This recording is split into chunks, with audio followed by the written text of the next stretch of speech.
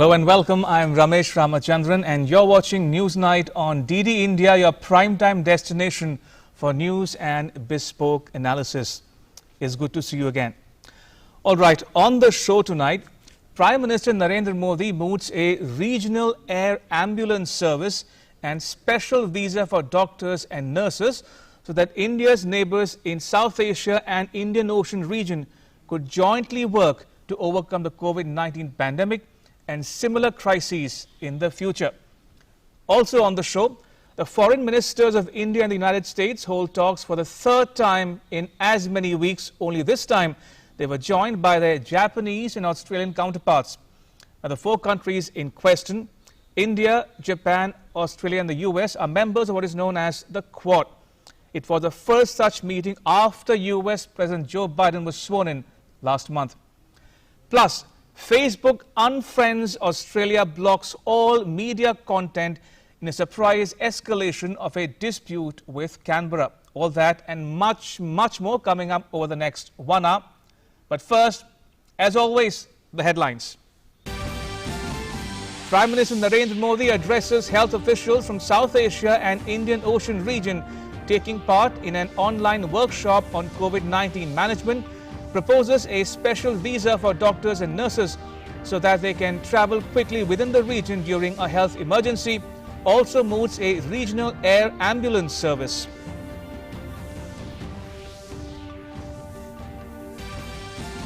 Prime Minister Modi launches the Mahabahu-Brahmaputra project in Assam, inaugurates the Ro-Pax vessel operations between Neamati-Majuli Island, North Guwahati, South Guwahati and Dhubri-Hatsingimari, lays the foundation stone of 2 bridges in the state, also launches e-portals for ease of doing business.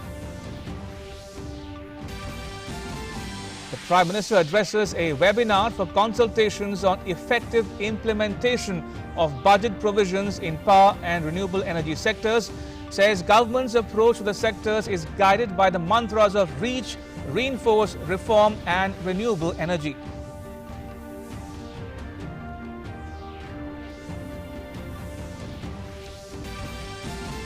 In the backdrop of the corona pandemic, foreign ministers of Quad grouping hold discussion virtually.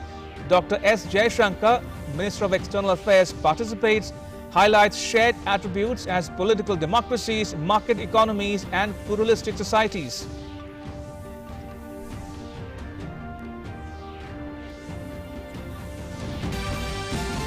Foreign Secretary Harshvardhan Shringla calls on Russian Foreign Minister Sergei Lavrov in Moscow, holds talks on bilateral issues including making Sputnik 5 vaccine available in India, in addition to regional and global issues of interest to both countries, invites Lavrov to visit India. A delegation of foreign envoys from 22 countries hold meeting with Lieutenant Governor Manoj Sinha and Chief Justice of the Jammu and Kashmir High Court, Justice Pankaj Mittal. Envoys also interact with the newly elected DDC and BDC members from different areas of Jammu region.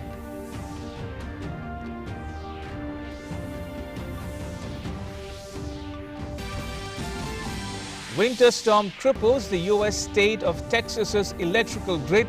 Freezing temperatures hamper attempts to restore full power. 2.7 million households without heat or water.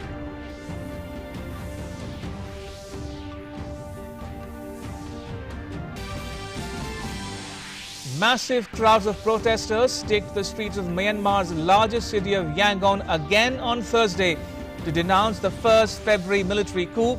Police used water cannons against protesters in the country's capital, Naypyidaw.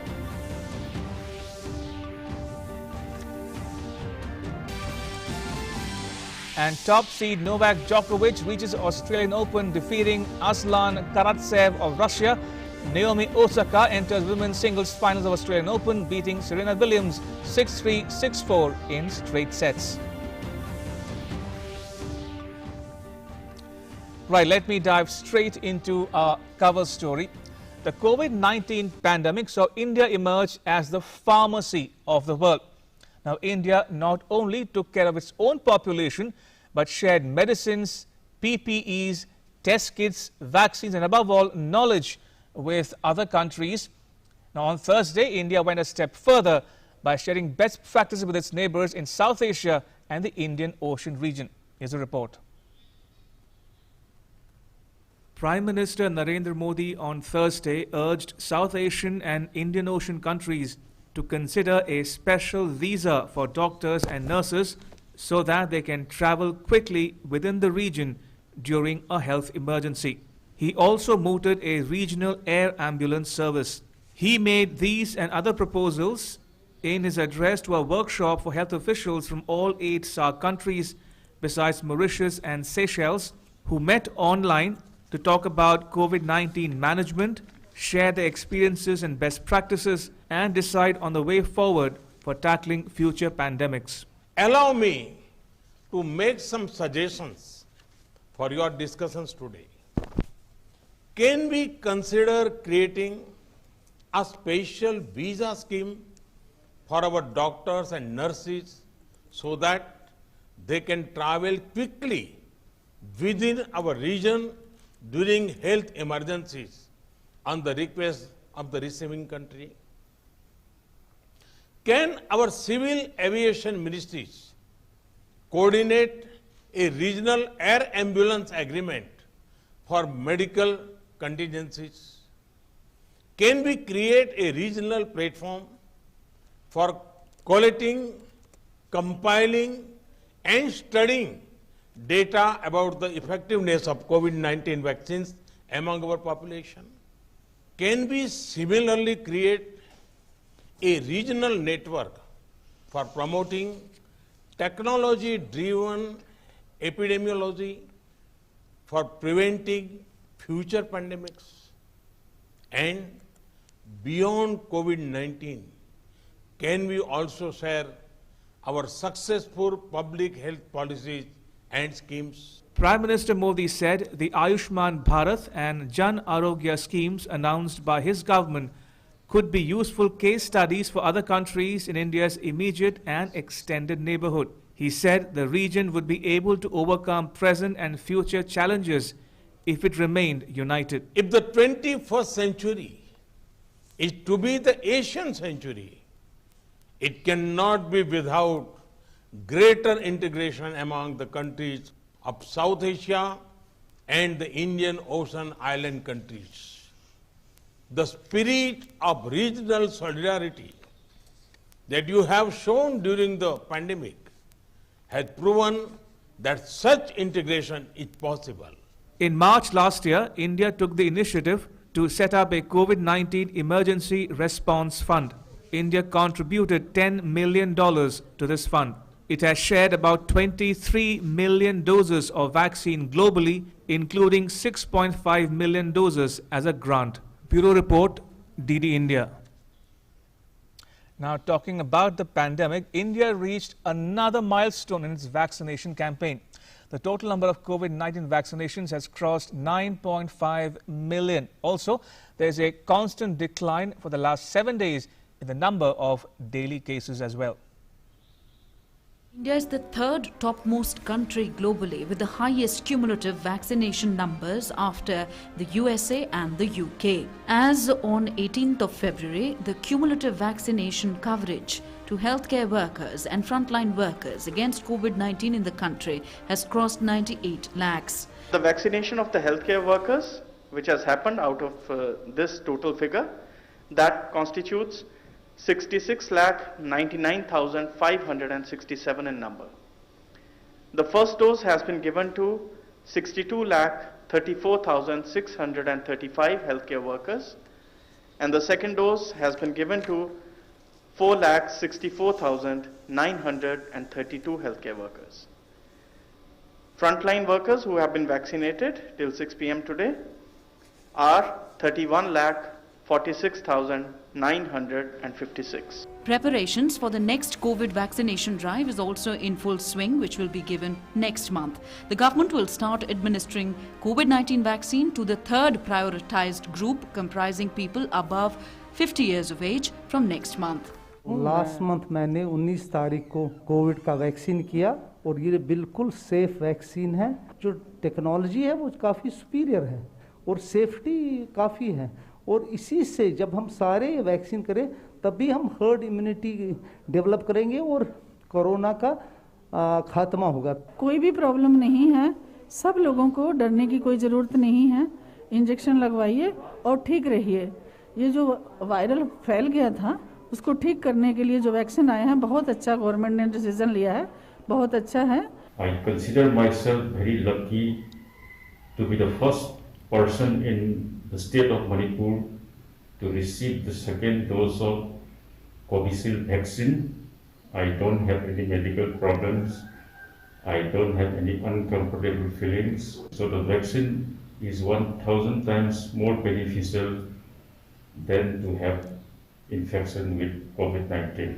Moving ahead on the COVID-19 trajectory, India's cumulative recoveries show a progressive increment on a daily basis. It stands at 1.06 crore as of today. The recovery rate is 97.32%. Rising recoveries along with contained daily deaths have ensured a sustained fall in the active case load. India's present active cases, 1,37,342, constitute just 1.25% of the total positive cases. 11,987 patients have recovered and have been discharged in the last 24 hours. The daily positivity rate has also seen a constant decline in the last 7 days. From 1.89% on 1st of February this year, it has dropped to 1.69% as of today. Kerala and Maharashtra alone account for 75% of new cases. 12,881 new daily cases have been recorded in the last 24 hours. Kerala continues to report the highest daily new cases at 4,892. It is followed by Maharashtra with 4,787, while Tamil Nadu reported 454 new cases. Bureau Report, DD India. Right, time now for our In Focus segment in which we are discussing about PM Modi's new mantra for regional cooperation. Joining me are two very special guests, Ambassador Prabhu Dayal and Dr. N. Krishna Reddy. Ambassador Dayal is a former Indian envoy to Kuwait and Morocco. He was also the Consul General in New York. He is the author of two books, Karachi Halwa and the Surajpur Connection. And Dr. Reddy is a senior cardiologist and country director of Access Health International. Gentlemen, welcome to News Night. Now, I want to talk about India's push for regional cooperation with its neighbors and also sharing best practices on COVID-19 management. Now, I'd like a diplomatic perspective from you, Ambassador Dayal, followed by Dr. Reddy's perspective as a physician of the Prime Minister's intervention this afternoon. Well, since you asked for my diplomatic perspective and since you referred to my book Karachi Halwa, let me mention that in my book I have written at length about how our region is one of the poorest in the world and it can become one of the richest only if Pakistan were to drop its hostility towards India. Right. You know, Pakistan's hostility has been coming in the way of regional growth. And regional cooperation in South Asia has not prospered on this account. I'm happy that the Pakistani representative was present today when Prime Minister Modi addressed the officials from various countries dealing with health issues, because of the fact that it is very important that our region should work collectively. And that is what our Prime Minister also emphasized. You know, Prime Minister has taken a global approach. India has manufactured the medicines, but the vaccines are there for global use. And the manner in which India has given vaccine assistance to a large number of countries, I understand about 29 countries have already been given vaccines, and 49 more are slated to receive them in the very near future.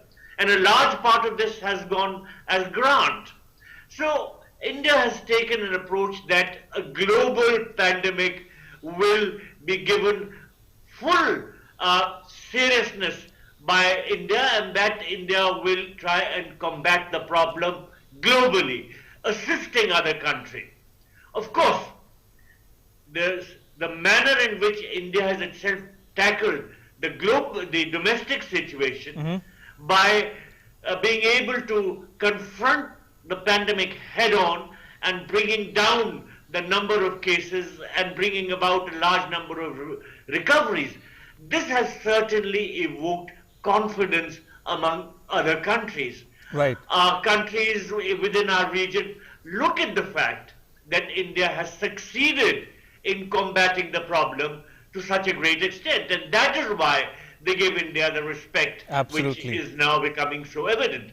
I would also like to mention that Prime Minister has always emphasized the importance of regional growth, and I think that the other countries in South Asia are also beginning to see the wisdom of Prime Minister's words, and one hopes that Pakistan will also do so, because only if Pakistan drops its hostility will the region have cooperation flourishing in different areas, and without such cooperation our region will not prosper.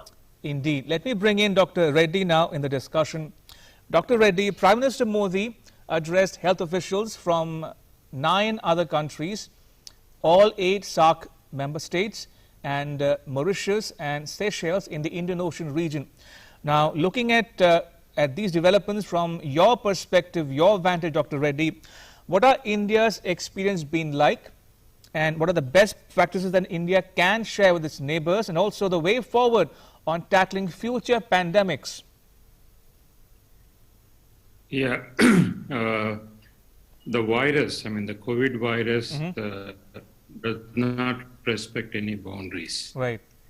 So that means unless every citizen in the world is protected, nobody is safe, whether it is a developed country or a developing country. So in that context, I think what Prime Minister has taken, the decision to share the responsibility at a global level, not just at a national level. It is not only a statesmanship, but also I think medically the sound concept, which the international leadership actually has to address seriously for their own interest, each nation's interest, because unless each country is protected, the risk of new variants coming up and the risk of new variants spreading to the rest of the world, that is real. So it has to be a global effort.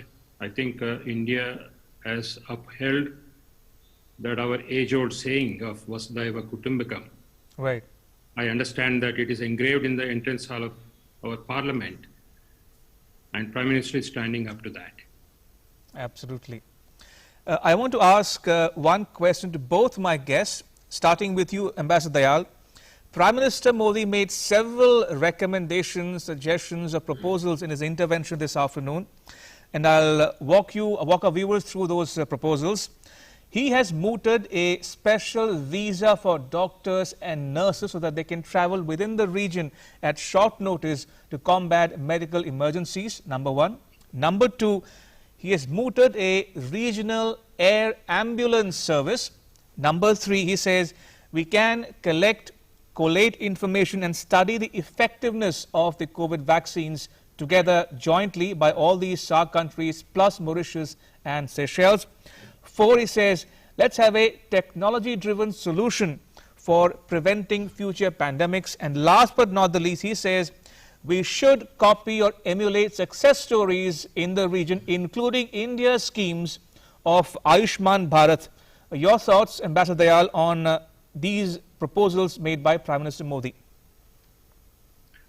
Well, you know, these proposals are extremely pragmatic and practical, because if India has to extend a helping hand through its medical staff and through its expertise, then naturally our doctors and paramedics would have to travel with ease and swiftly to countries where they are.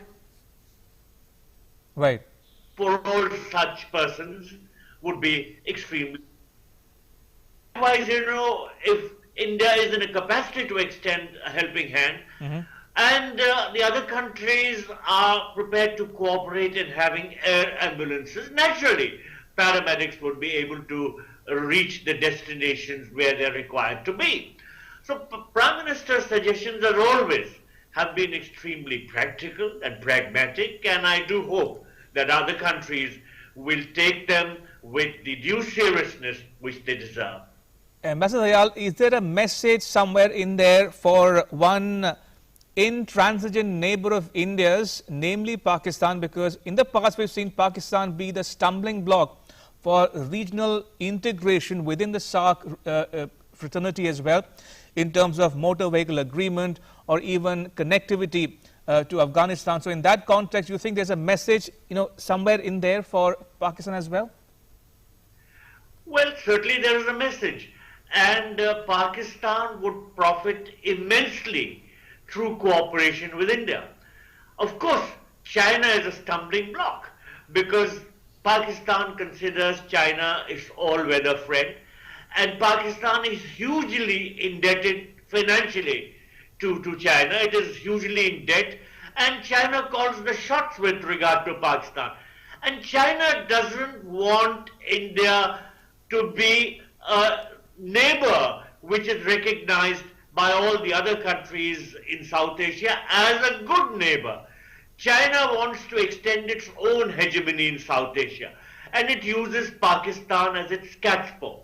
However, I do hope that Pakistan will come to its senses and realize that cooperation with India is the correct approach which will benefit its own people as also others in South Asia. Absolutely. Dr. Reddy, coming to you now, your thoughts on a couple of proposals by Prime Minister Modi. He spoke about a special visa for health workers, including doctors and nurses, and also a regional air ambulance service, among others. Yeah, I think regional collaboration is going to be one of the cornerstone of health policy in the region, especially when we start facing the climate changes, facing the pandemics, facing other disasters.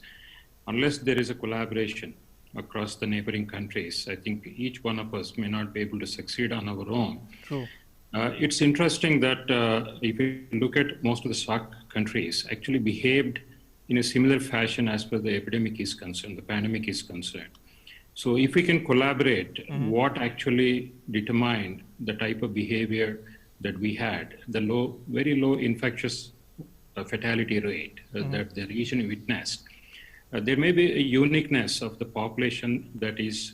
So talking about the mortality rate, Dr. Reddy, what did India do right, if you can help our viewers understand this aspect as well? Yeah, I think right from the initial steps of containment through the border controls to the lockdown stage and constant messaging on the social vaccine. I think the constant messaging on the social vaccine helped significantly to bring down the pandemic. And coupled with that, there was a lot of encouragement simultaneously to repurpose the drugs, activate various the medical devices and the disposable manufacturing, nationwide collaboration on the vaccine development. I think each at every step was going in the direction of containing the pandemic, at the same time restoring the livelihoods. I think we had a twin challenge, not only controlling the pandemic, but also ensuring that the people don't suffer the finances. Yeah, I think a lot more lessons, I think, will be talked about of each country's performance during the pandemic. And I think the India story will continue to puzzle a lot of others. There's a lot more to learn how India performed during the last 12 months. Indeed. Ambassador Dayal, very quickly, talking about the India way, as Dr. Reddy was mentioning there in his intervention, India has set up as early as March last year a SAARC emergency fund for the benefit of all the countries in the region. And since then, we've seen India emerge as literally the pharmacy of the world, as a pharmaceutical hub. And we've seen India supply 23 million doses of the vaccine at last count, including much of it as a grant, as you mentioned. So clearly, neighborhood first for India? Well, I would go beyond saying that India is becoming the pharmacy of the world. India is the messiah of the world. India is lending a helping hand to everybody, and not just to countries which are well behaved with us, but to everybody really. And I'm sure that if Pakistan were to seek India's assistance, then we would be more than willing to help that country also. So in a nutshell, my view is that the others should realize that cooperation with India is in their best interests, and India is more than willing to do whatever it takes to help not just our neighbors, but others in need too. India will be a friend in need for everybody. Absolutely. A friend in need is a friend indeed, as the saying goes. On that note, Ambassador Dayal and Dr. Reddy, thank you so much for making time for us on Newsnight tonight. Appreciate it. Thank you. Right, moving on. Now, in the backdrop of the coronavirus pandemic, foreign ministers of the Quad grouping held discussions virtually on Thursday. Dr. S. Jaishankar, Minister of External Affairs, participated in the third India, Australia, Japan, USA Quad ministerial meeting with his counterparts, Foreign Minister Marie Spain of Australia, Foreign Minister Toshimitsu Motegi of Japan, and Secretary of State Antony Blinken of the US. The ministers highlighted their shared attributes as political democracies, market economies, and pluralistic societies. They recognize that the changes underway in the world makes a strong case for their countries working closely together. It was important for the international community that the direction of changes remains positive and beneficial to all. The ministers emphasized their commitment to upholding a rules-based international order underpinned by respect for territorial integrity and sovereignty, rule of law, transparency, freedom of navigation in the international seas, and peaceful resolution of disputes.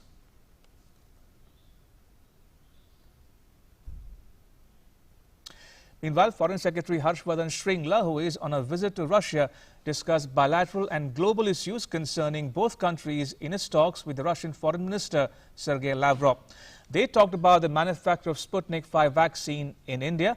The Foreign Secretary invited the minister to visit India. Let's listen in to this exclusive interaction with the Foreign Secretary. Well, I've had a very useful and productive series of meetings in Moscow.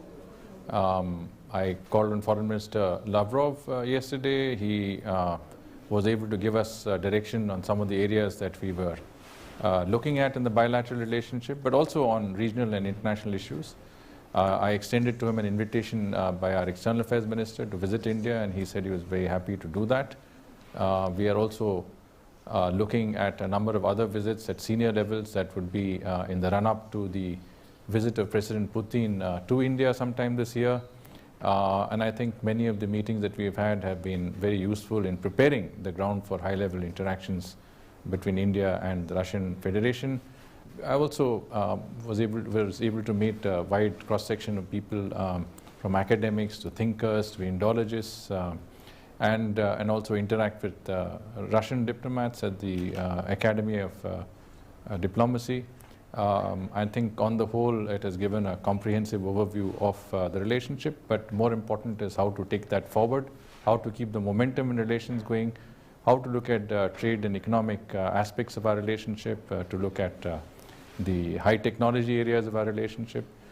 There's a lot of interest in the business side, and more importantly, our Prime Minister's announcement of developing new synergies, particularly in the Russian Far East, is something that we were able to discuss. We have a good collaboration in vaccines. We are looking at Sputnik V being manufactured in India. So there's a very wide range of issues that are on the table. We have common understanding. We reached common understanding on a lot of issues of regional and international interest. And of course, we are working closely with Russia in the United Nations, particularly the UN Security Council. I think we will see certainly a fair amount of activity in the bilateral relationship in the coming months of 2021. Thank you. Right, shifting focus to other news now. Foreign envoys met Jammu and Kashmir Lieutenant Governor Manoj Sinha on the second and last day of their visit to the Union Territory. My colleague Ramesh Raina has more. The group of 22 foreign envoys met Lieutenant Governor Manoj Sinha on the second and final day of their visit to the Union Territory of Jammu and Kashmir. The delegation was apprised about the security situation in the Union Territory and briefed about the abrogation of Article 370 and the conduct of peaceful District Development Council (DDC) elections in the Union Territory. Jammu Kashmir reflects some of what we are also seeing across the globe, and that is development after turbulent times of coronavirus. We are determined to preserve and create prosperity, and I can tell you that we are investing more than ever before in infrastructure, industries, education, healthcare, skill development, sustainable livelihood, so that every citizen of Jammu and Kashmir have a safe future and earned recognition. The envoys had an interactive session with the recently elected DDC and BDC members from different areas of the Jammu region. We were totally deprived and ignored from the previous government, and after the election, I am elected and reserved seat in BDC, DDC as well as political reservation in Legislative Assembly. लोगों को ये था कि हमारे grass root level पे जमीनी सतह पे एक लोक राज का इलेक्शन हुआ. Foreign representatives also held meeting with Chief Justice of Jammu and Kashmir High Court, Pankaj Mittal. In Srinagar, senior army and police officers briefed them about the security situation of the Union Territory. They were specifically apprised of repeated ceasefire violations by Pakistan. On Wednesday, the envoys met the newly elected members of the District Development Councils in Srinagar, besides holding a meeting with prominent citizens, including artisans, sportsmen and others. Grassroots democracy and decentralization remained the focus of envoys' interactions in Srinagar. With inputs from Ramesh Raina, DD India. Now, Prime Minister Modi on Thursday launched the Mahabahu-Brahmaputra project, which will strengthen water connectivity by Brahmaputra water through port-led development. He also laid the foundation stone of 2 bridges in the state of Assam.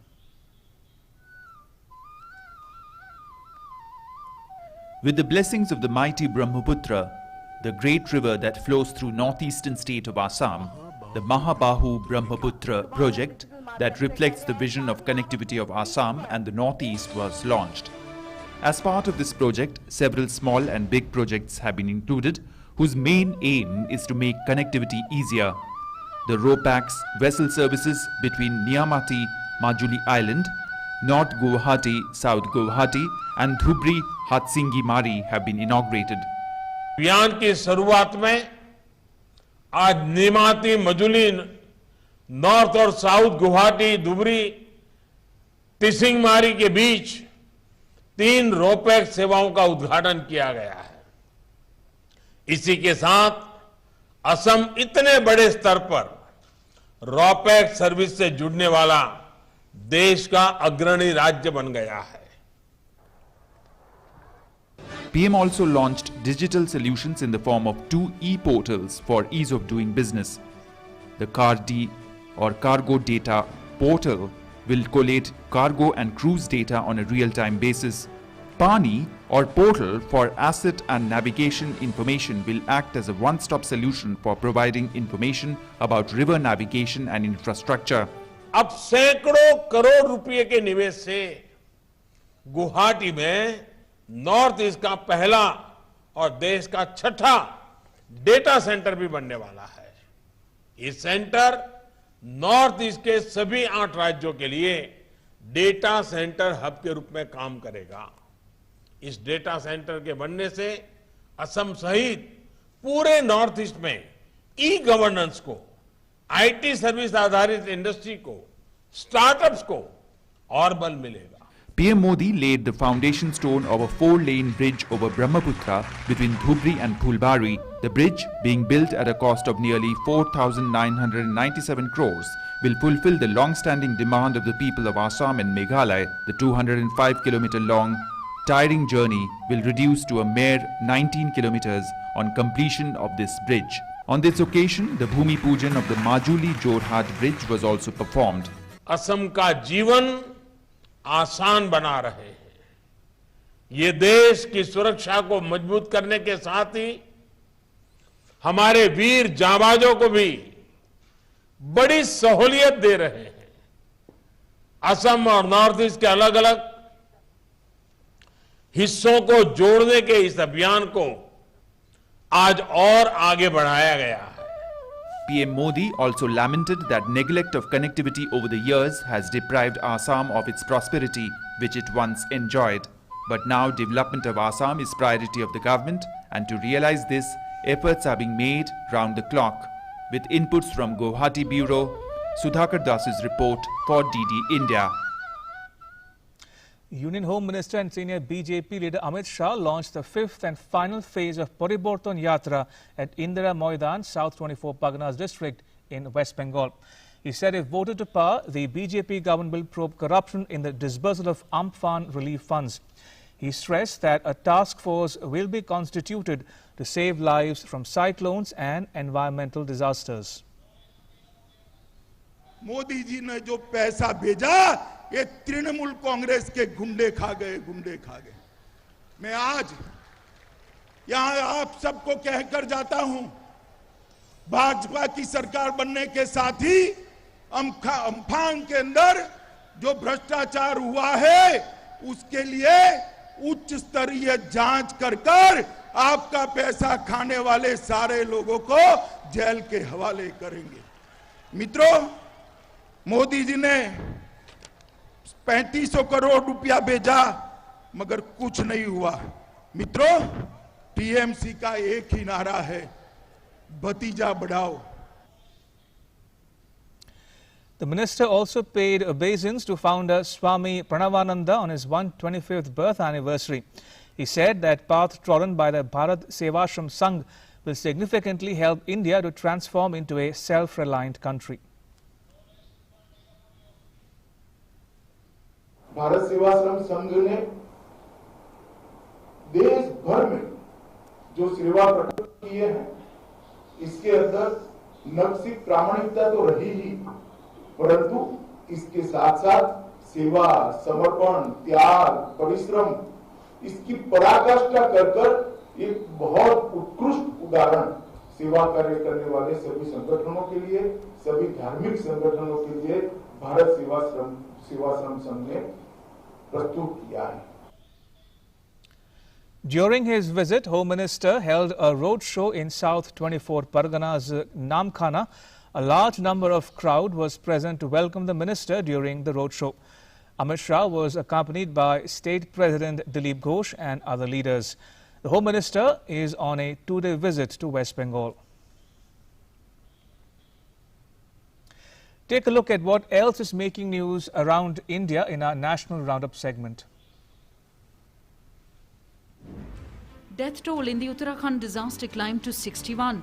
One body was recovered from the rubble on Thursday morning. Meanwhile, search for the missing continues. Debris are being extracted from the main tunnel at Tapovan. Supreme Court on Thursday sought response from the Centre and the Election Commission on a plea seeking voting rights through postal ballot for people stationed outside their constituency, including the NRIs. The fourth annual live interaction of Prime Minister Narendra Modi and students regarding the exam season, Pariksha Pe Charcha 2021, will be conducted in March. Union Education Minister Ramesh Pokhriyal Nishank announced this today. The interaction will be held online this year due to the ongoing COVID-19 pandemic. Students of class 9th to 12th will be able to participate in the event. Army Chief General M.M. Naravane flagged off the 100th K9 Vajra T during his visit to Larsen & Toubro Defence Hazira, Surat. Larsen & Toubro has supplied 100 units of indigenously made K9 Vajra T, 155 mm, 52 caliber self-propelled guns to the army. Indian Army and J&K Police in a joint operation on 17th to 18th February recovered a cache of weapons including warlike stores in the hinterlands of Riyasi district of Jammu region. One AK-47 rifle, one SL rifle, a 303 bolt rifle, 2 Chinese pistols, 4 UBGL grenades among the weapons that were seized. NHAI has launched free FASTag campaign till 1st of March 2021 by waiving off the tag cost of 100 rupees at over 770 toll plazas across the country. NHAI has successfully transitioned to 100% cashless tolling at the national highways fee plazas across the country with a record sale of over 2.5 lakh tags for 2 consecutive days. Moving on, Minister of Information and Broadcasting Prakash Javadekar expressed confidence on the BJP's performance in the upcoming assembly elections in Kerala. He told Doordarshan on his arrival in Kochi on Thursday night that the entry of Metro man E. Sridharan into the BJP will hugely benefit the party and it will emerge as a major player in Kerala's electoral politics. Kochi has got extended metro, and BJP has got India's metro man. So, this time in elections, BJP will not be a small party, but a major player, and people of Kerala have changing their mind and will be voting for BJP. Moving on, Amish Tripathi, the director of Nehru Centre, London, author and columnist, calls out the hypocrisy and misinformation in global media coverage of the farmers' protest in India on DD India's signature show, DD Dialogue. Take a listen. The Western countries where these media houses are based are attacking India repeatedly in the WTO to force us to remove farmer subsidies, and the Indian government for many years, including the previous government, has been fighting these Western governments saying we will not remove farmer subsidies. That is the reality, and that shows you the levels of hypocrisy and perhaps misinformation that is happening in the Western media. And a full conversation coming soon on DD India. Right, moving on, Australians woke to empty Facebook news feeds on Thursday after the social media giant blocked all media content in a surprise escalation of a dispute with the government. Now, it could be a test for the future of online publishing worldwide. The move was swiftly criticized by news producers, politicians and human rights advocates, particularly as it became clear that official health pages, emergency safety warnings and welfare networks had all been scrubbed from the site along with news. A planned Australian law would require Facebook and Google to reach commercial deals with news outlets whose links drive traffic to their platforms or be subject to forced arbitration to agree a price. Meanwhile, Prime Minister Scott Morrison said his government would not be intimidated by Facebook blocking news feeds to users. He described the move to unfriend Australia as arrogant and disappointing. Now, Facebook was responding to a proposed law which would make tech giants pay for news content on their platforms. Massive crowds of protesters took to the streets of Myanmar's largest city of Yangon again on Thursday to denounce the 1st February military coup. The daily protests and strikes, which have paralyzed government officers, showed no sign of easing despite the military's promise of a new election and appeals to government employees to return to work. Now, near the center of the protest, which was held in the Sulu Square, a massive white graffiti read, "Military dictatorship must fall." The marches have been more peaceful than the demonstrations seen during previous army rule, but they, coupled with a civil disobedience movement, have had a crippling effect on official business.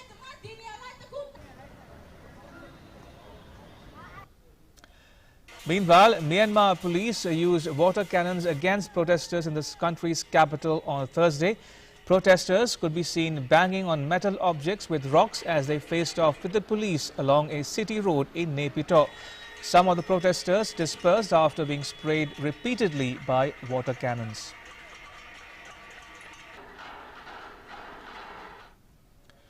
The winter storm that crippled the U.S. state of Texas's electrical grid is moving out, but freezing temperatures remain. It hampered attempts to restore full power. 2.7 million households were without heat on Thursday morning. The lack of power has cut off water supplies for millions, further strained hospitals' ability to treat patients amid a pandemic and isolated vulnerable communities with frozen roads still impassable in parts of the state. With freezing temperatures expected through the weekend, getting the lights back on will be a slow process. Now, Texas has lost 40% of its generating capacity, with natural gas wells and pipelines along with wind turbines frozen shut. Hospitals in Houston, the state's largest city, and elsewhere in Texas have reported that they have no water. Nearly 24 deaths have been attributed to the cold snap. Officials say they suspect many more people have died, but their bodies have not been discovered yet. A Belarusian court sentenced 2 journalists from Poland-based TV news channel Belsat for filming protests against President Alexander Lukashenko to 2 years in prison on Thursday. The duo were detained in an apartment in November from where they had been filming the protest that took place over the death of a protester who was killed several days earlier. Both women pleaded not guilty after being accused of orchestrating the demonstrations by filming them. The 2 journalists appeared in a cage at the hearing on Thursday, hugging and making the V for victory sign. Their lawyers said they would appeal the verdict. Now, more than 33,000 people have been detained in a violent crackdown on protests against Lukashenko's rule following a contested election last August, which his opponents say was rigged to extend his rule. He has been in office since 1994. Now, U.S. space agency NASA's Mars rover Perseverance near the end of its 7-month, nearly 300 million-mile journey as it prepares for a daredevil landing attempt on the red planet. The Perseverance rover heads for a touchdown inside a vast basin, which is the site of a long-vanished Martian lake bed. The chief objective of the 2-year, $2.7 billion mission is to search for signs of microbial organisms that may have flourished on Mars some 3 billion years ago, when the planet was warmer, wetter, and presumably more hospitable for life.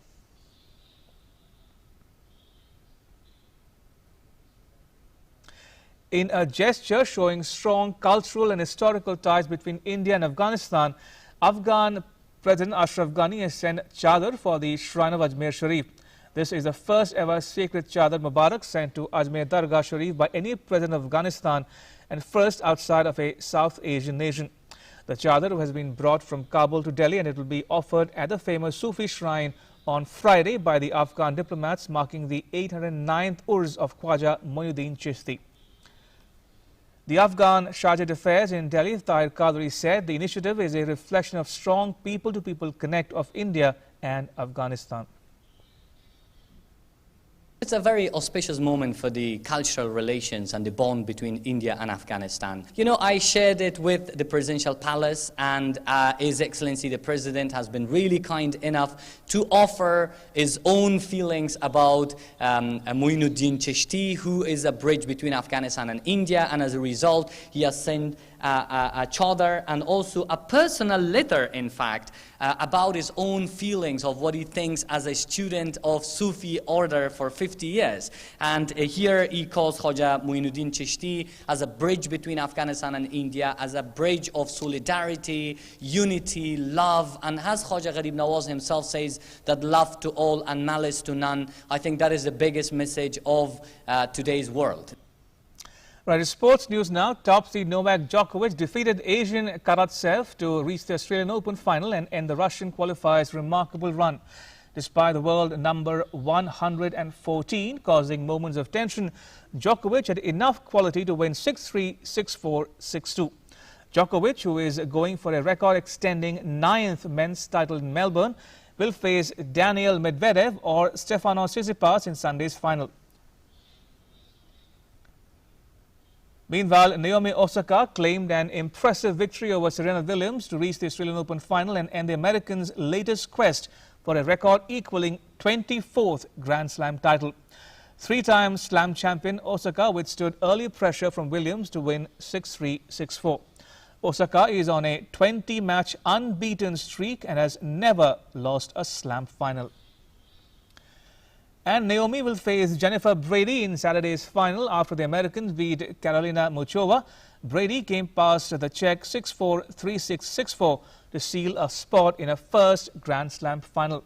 It'll be a rematch of the 2020 US Open semi-final, which Osaka came through in 3 sets.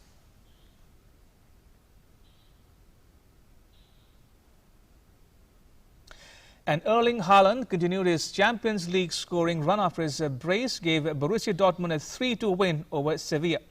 Suso's deflected strike gave last season's Europa League winners an early lead behind closed doors at the Ramon Sanchez Pizjuan Stadium.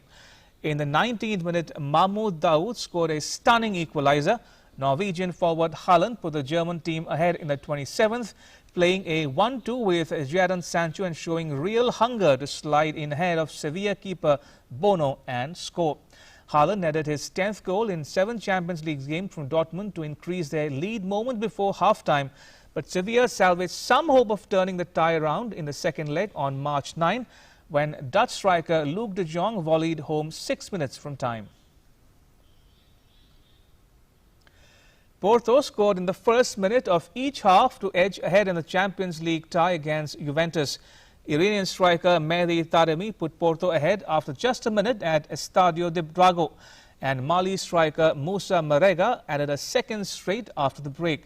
But Federico Chiesa pulled a goal back with 8 minutes to go to keep Juventus afloat with the second leg in Turin on 9th March. It was a below-par performance by Juventus, chasing their 3rd Champions League title and first in 25 years. Record Champions League goal scorer Ronaldo drew a blank against a side captained by his Portuguese international teammate Pepe as the visitors struggled to recover from their early blunder. Ankit Narwal started his campaign with a convincing win to enter the quarterfinals of on Wednesday. Ankit Narwal has won 3 successive gold medals at Khelo India Games, displayed his brilliant attacking prowess and started with a flurry of punches from the start to register a resounding 5-0 win over Uzbekistan's Lazizbek Fatoev and move to the quarterfinals, where he will face Ukraine's Ratmir Turchanyov.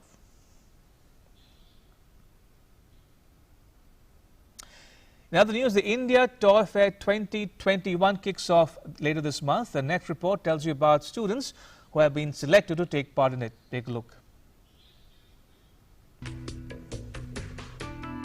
These contestants are from Bhiwani in Haryana, who are excited to attend the India Toy Fair 2021 starting on Feb 27th. Students have been selected to participate in this fair from different states.